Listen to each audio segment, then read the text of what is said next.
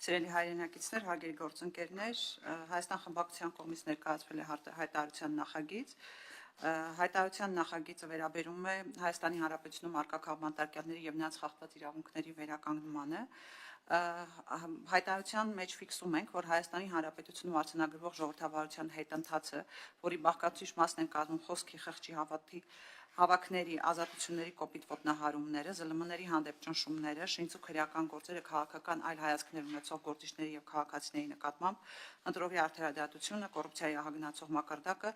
եւ դրսեւորում են նաեւ աննախադեպ թվով քաղաքական բանտարկյալների առկայությամբ։ Իշխանությունը վերածվել է քաղաքական հետապնդումների, հալածանքների եւ հաշվեհարդարների բացահայտ գործիքի, իշխող վարչախմբի գործողությունները ուղղված են երկրում վախի մթնոլորտ սերմանելուն, իշխանությունն ամեն գնով պահելուն, որոնք հանգեցնելու են իրավական պետության հիմքերի խաթարման ու սահմանադրականության վերջնական տապալմանը։ Բռնաճնշումների շարունակվող ալիքի ընթացքում ձերբակալվել են, կալանավորվել, տնային կալանքի են ենթարկվել եւ կամ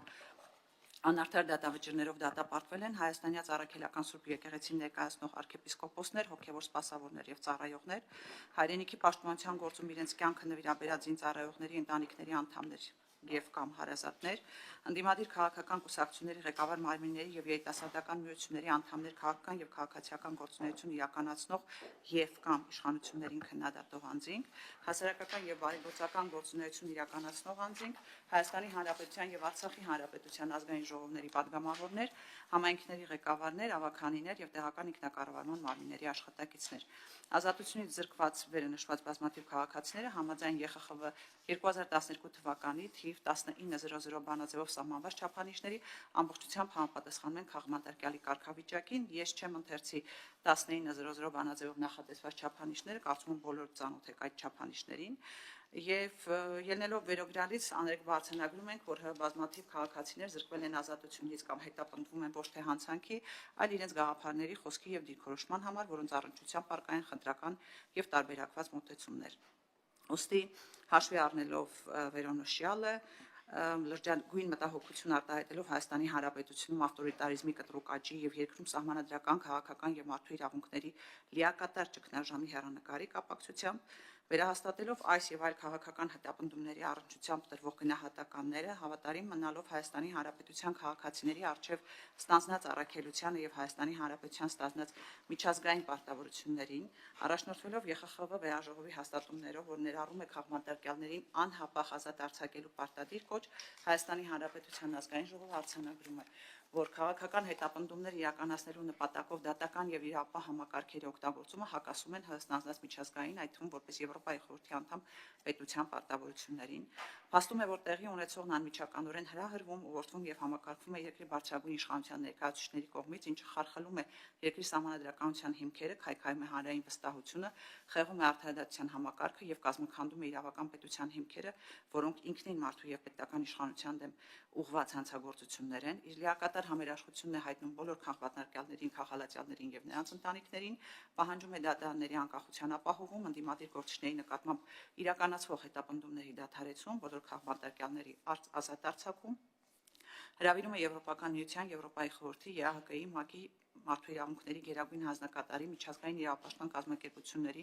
ինչպես նաև Հայաստանի Հանրապետությունում հավատարմագրված բոլոր դիվանագիտական ներկայացուցչությունների ուշադրությունը տեղի ունեցող բացահայտ հակաժողովրդավարական եւ հակաիրավական գործընթացների վրա, ակնկալելով հստակ գնահատականներ Հայաստանի Հանրապետության իշխանությունների կողմից իշխանության ճյուղերի միջև հավասարակշռման եւ փոխզսպման մեխանիզմների խաթարման եւ քաղաքական զանգվածային բռնաճնշումների առնչությամբ եւ վերահաստատում է Հայաստանի Հանրապետության հանձնառությունը միջազգային չափանիշներին համապատասխան իրականացնել քաղաքապետարների իրավունքների եւ ազատությունների պաշտպանությունը։ Այսպիսին է հայտարարության տեքստը եւ փորձեմ ներկայացնել հիմնավորումը։ Նախ հրատապությունը պայմանավորվեց նրանով, որ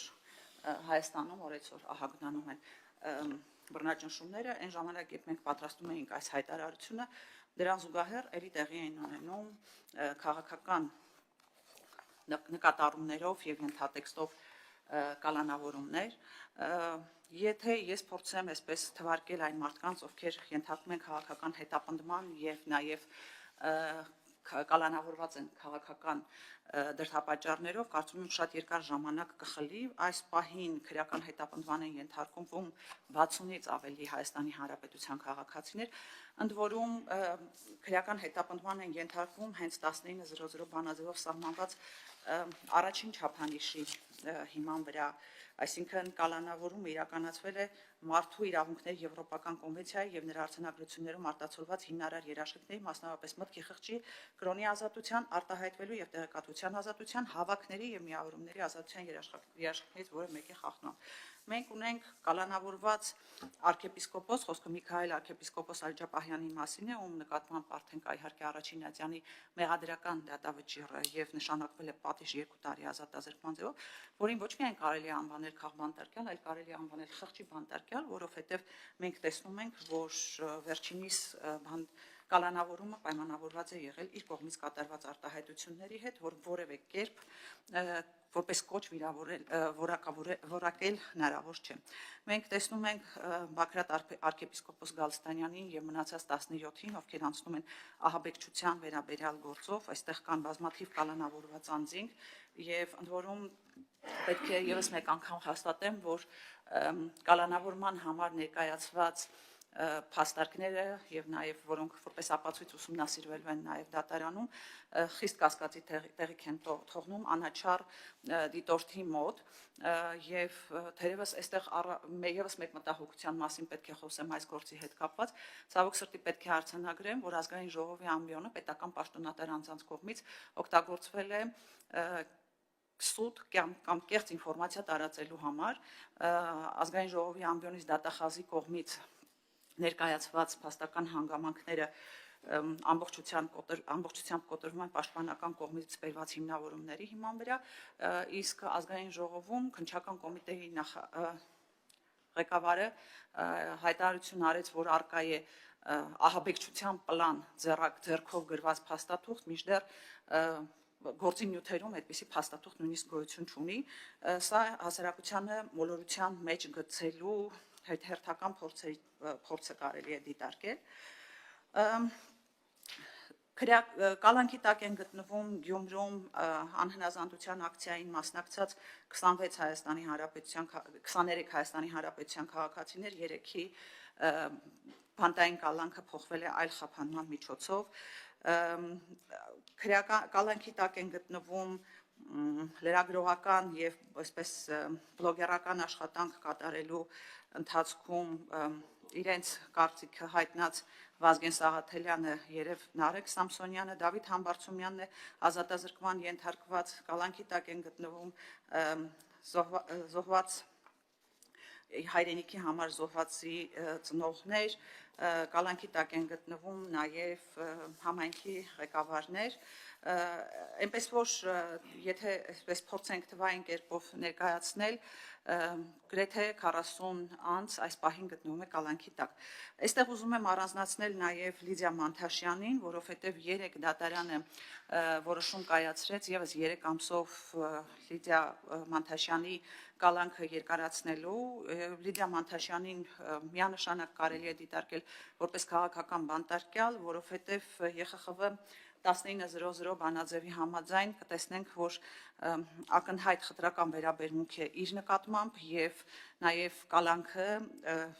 այսպես թե այնպես չի հիմնավորվում կալանքի երկարացման համար դատարանի կողմից բերված հիմքերը կարծես թե հիմնավոր չեն եւ ավելին տպավորությունն է, որ Լիդիա Մանթաշյանը դատարանի կողմից պատժվում է, որովհետև 5 ամիս է Լիդիա Մանթաշյանի տեսակցությունները սահմանափակված են նույնիսկ պատգամավորների համար եւ այստեղ իհարկե հարց է առաջանում, թե որն են դրդապատճառները, որով որ այդ սահմանափակումը այնուամենայնիվ շարունակվում է։ Ես կարող եմ այստեղ շատ երկար ներկայացնել ԵԽԽՎ 19:00 չափանիշների համապատասխանությունը, կարող եմ խոսել նաև ԵԽԽՎ իրավական հարցերի եւ մարդու իրավունքների կոմիտեի զեկույցի մասին, 13/011 զեկույցի մասին, որի հիման վրա ընդունվել է 19:00 բանաձևը եւ այստեղ իհարկե խոսվում է ապացուցելու բեռը մասին եւ եթե հակիրճ ասեմ, ապա բանաձևը նախատեսում է, որ զեկույցը նախատեսում է, որ եթե կողմը իրեն հայտարարում է քաղաքական բանտարկյալ, ապա պետության վրա է ընկնում ամբողջ բեռը ապացուցելու, որ նա քաղբանտարկյալ չէ, եւ ցավոք սրտի մենք մինչ այժմ այնուամենայնիվ ականատես ենք լինում ճիշտ հակառակին, որովհետեւ չկա որևէ հիմնավոր փաստարկ, որը կապացուցի, որ իմ կողմից թվարկված անձինք չեն ենթարկվում քրեական հետապնդման քաղաքական դրդապատճառներով եւ իմ կողմից թվարկված անձինք քաղբանտարկյալներ չեն հանդիսանում։ Ես կարծում եմ այսքանով կսահմանափակեմ իմ ներկայացումը եւ կպատասխանեմ հարցերին, փորձելով այդպես ավելի հստակություն մտցնել հայտարարության տեքստի մեջ։